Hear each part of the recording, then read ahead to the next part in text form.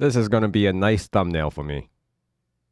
But let me start off with full screen and tell you guys what I did. So I came across a great tutorial from another YouTube channel that illustrated how you can use Hostinger, virtual private servers, purchasing one of those or setting one of those up with Kali Linux, and then putting Claw on there, and then creating using OpenRouter. So OpenRouter, you can actually select different models.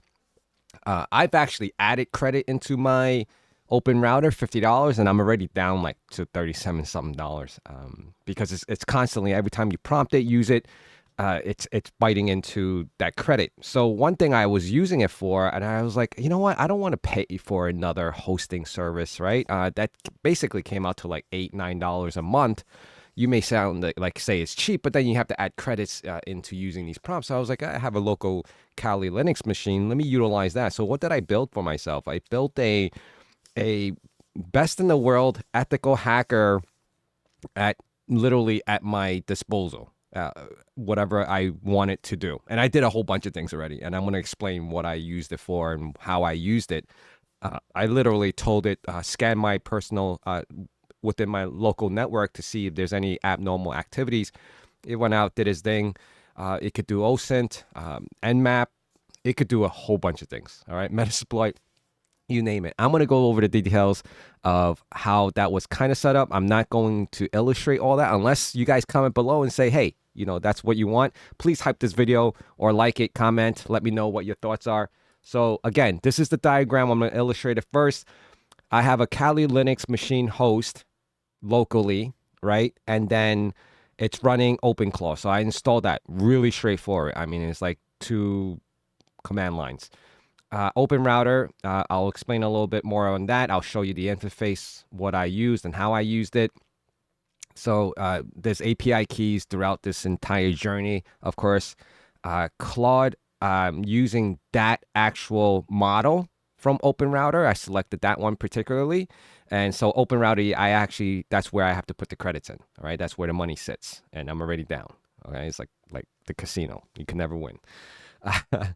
Tavily, it's a web search. It generates another API key that allows communication between web searching and then prompting me back on the Telegram. So the Telegram I set up specifically because that's the one that I normally don't use. That's the crap messaging services that I normally use for like everything else besides personal or any type of communications with people I actually know.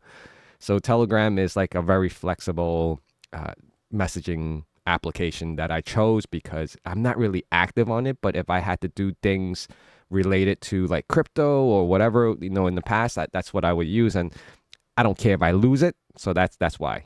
All right. So let me minimize this and show you guys exactly what I have going on. So this is my OpenRouter. Okay. And the 3558, I started off at $50. It was a good amount. I have logs here illustrating where it was used. You can see the cost of all this and how much tokens it was required, and then going on and on and on. So what I did was I didn't know if I really wanted to put, $50 in initially, but I just wanted to test it out. So, okay. And then now I'm like, I'm blown away. This is great, right? Because OpenRouter is pretty easy to set up. You can check out all the different models here. And yeah, it's very overwhelming. I had to literally, when I was first setting this up, you'd go through a series of prompts, right? When you're first setting up the whole OpenClaw and configuring it, because you wanted to start communicating with yourself, and how you want to communicate, selecting the different messengers, and there's a whole laundry list. So many that I've never even heard of. But when it came to the models, it had a whole list. Literally looked like the 90s firework list, if you know what that is. The firework list was listing every firework and what you want to buy illegally. Anyway, so I had to take a picture of that. Then I had to ask chat, explain what the hell all these does, or what's the difference between all of them, because they were so close in naming conventions, numbers, and whatnot. I have no way. I don't know anyone that would know how it would be realistic to know every single model and what it can do and why it's numbered or labeled that way. Mini, macro, whatever. And I went on. So you can see mini, you got large, and infinite like amount of models. Like it doesn't make sense. Now, of course, there are free models. So based on it, my understanding was garbage in, garbage out, right? If you feed it nonsense, then it's going to get back nonsense. So you would probably want to pick a model that's stronger, more capable. It's almost like picking a athlete, right? If you're going to like a talent search or basketball, like, they draft the top people, right? That has better percentages, better whatever, better scoring. Same thing, right? Models are pretty much the same. So is the dating world. Anyway, so Tavily is a API that was really easy to set up. Also, I logged in, created the account, grabbed the API key. This allows, so it pretty much allows, this is what it allows, right? Connect your AI agents to the web. And that's what this Kali machine running Claude code, OpenClaw with the Claude model, right, from OpenRouter, and then connecting it all through this AI agent API so it can communicate with me to Telegram. Okay, so that's this diagram again. I'm like pretty sure this is working for me. This is definitely working for me. Now, what I'm going to show you is my bot that I set up. Okay, so I set up my bot, and this is what I've been chatting with so far. The bot is, I'll say, who are you? Okay, I'll just say, who are you? I honestly, I don't even care about this Telegram ID. Because if you guys spam me on this Telegram ID, I could care less. I'll just create a new Telegram ID and have the bot chat with me there. So I named him Ben. This is my Neo 676767 bot. And I'm Ben, AI hacker running all Kali on your Kali Linux box. Sharp, resourceful, no nonsense, built offensive security, recon, automation, getting shit done from a terminal in Brooklyn. You're a cyber hack. What's up? What are your skills? Name the tools. And it's gonna tell me everything. All right. So I kind of don't like how when I prompt it and then it goes right back up to the previous conversation instead of going down. So here's the skills that it has, because it's literally sitting on Kali Linux. There was a prompt telling this bot what or who it is. So it's a professional hacker, best in the world. You name it, it could get it done, right? So, and these are the skills. And then you could actually install skills from OpenClaw, install additional skills to enhance the functionality of this bot, right? This Kali Linux, utilizing Kali Linux OpenClaw AI agent.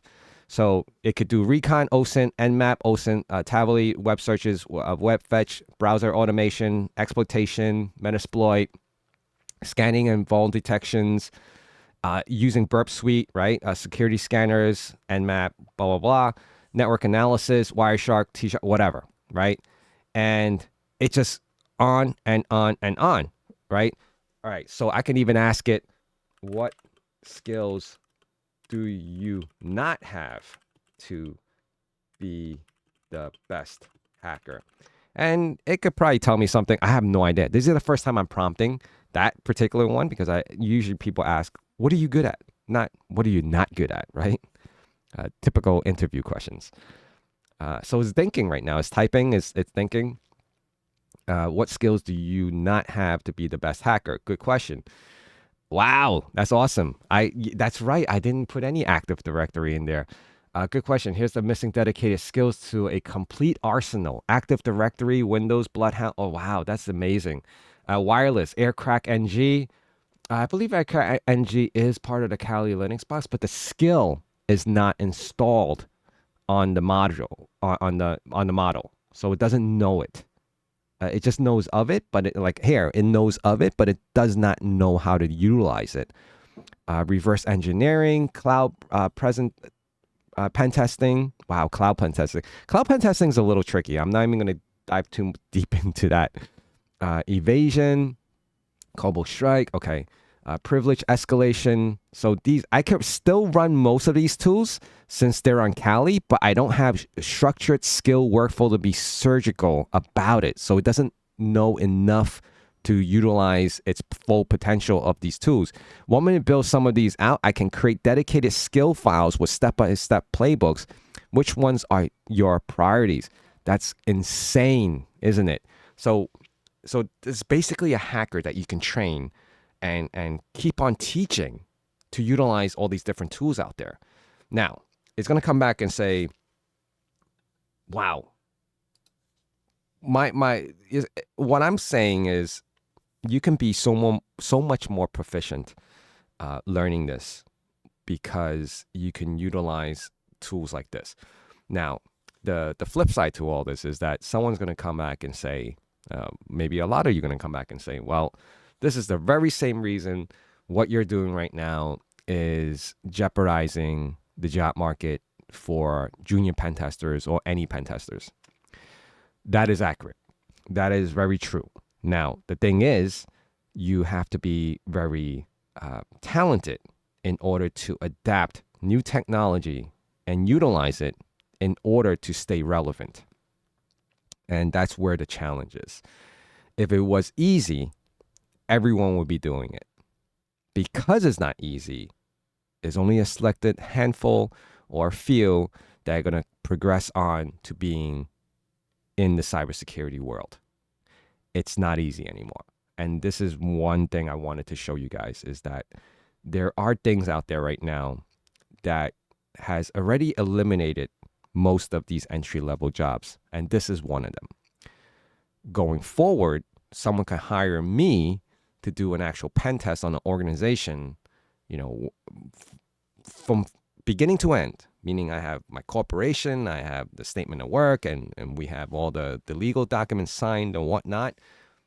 I can perform with the agent all of this, right?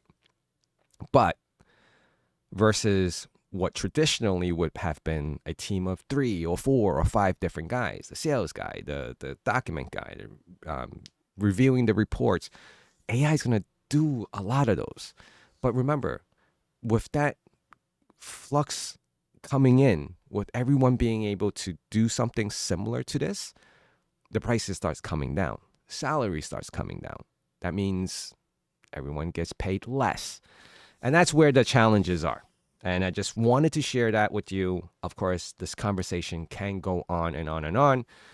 But right now, this is where we're at. I can't pretend, turn a blind eye and say this doesn't exist. Because even if I say that, everyone else is seeing it and using it. That is where your challenge is coming in. It's not from me making this like popular or glamourifying it. I think that's a word. It's there. And whether you choose to adapt and utilize it, it's up to you. So just wanted to share that with you guys. Hopefully this was more educational than anything else. Scary, but educational. All right. Thank you guys. And please hit the hype, comment, like, whatever, everything else. And I'll see you guys again really soon. Take care.